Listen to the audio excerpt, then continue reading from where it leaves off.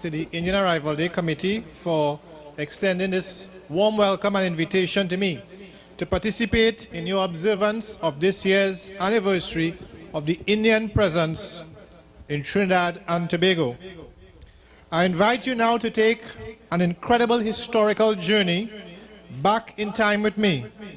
A journey at time filled with tears, blood, sweat, despair, and hopelessness, but later mixed with joy, satisfaction, and feelings of accomplishment. I want you to enter a time machine as we see history unfolding before our eyes. It is the evening of the 30th of May, 1845. A ship with the name Fath al-Razak has docked just outside the old lighthouse at South Key in Port of Spain.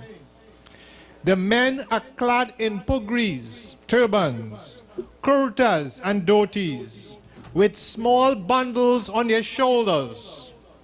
Wait, I also see women with their long skirts or gangries, the urnis, the head coverings, and the julas, the short-sleeved bodice. And there are two women with babies in their arms, but their tired faces seem almost expressionless. Their eyes are cautious, daring, fearful yet bold, hopeful but distrustful. There are 225 adults. It appeared that 6 have died because 198 males and 29 females had left the Calcutta harbor on the Hooghly River in India. The voyage from India to Trinidad took 103 days. And these Indians survived the crossing of the dreaded Kalapani, that is thousands of miles of ocean waters, dark with uncertainty. Listen to the dialects and the languages that some are speaking: Bhojpuri, Hindi, and Urdu.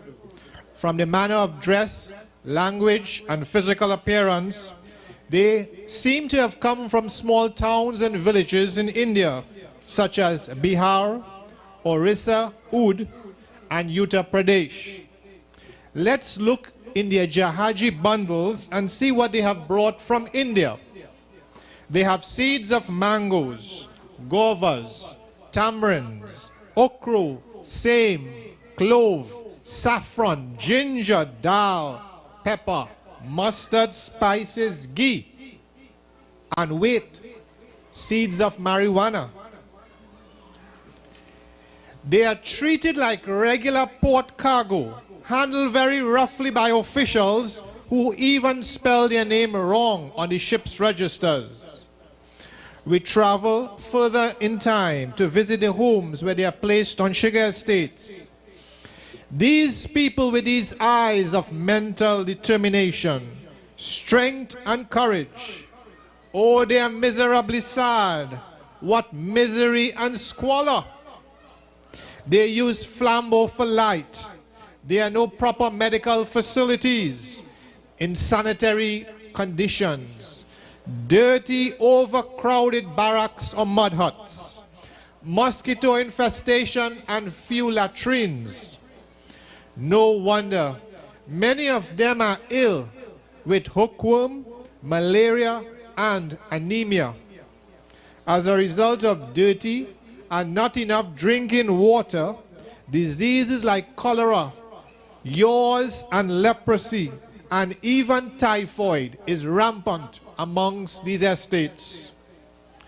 They are the new laborers on the sugar estates at Macbean, Woodford Lodge, Perseverance, Mount Pleasant, Cedar Hill, Williamsville.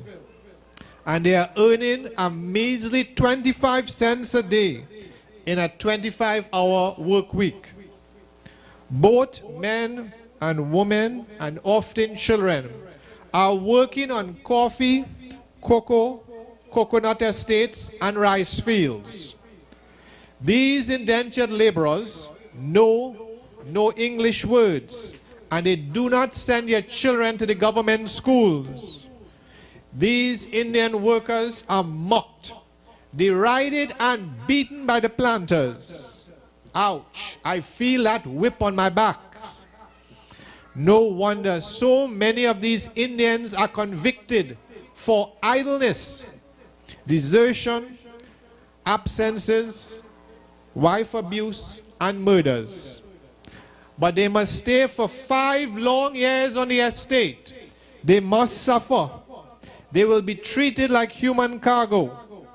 The indentureship system was an agreement signed by the British government in 1844, giving permission for workers to be imported from India to Trinidad, and they must work for 5 years before obtaining a free passage to India. Come, let us go into the archives and open the records.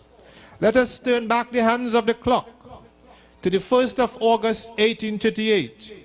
It is when African slavery and apprenticeship are completely abolished in the British West Indian colonies.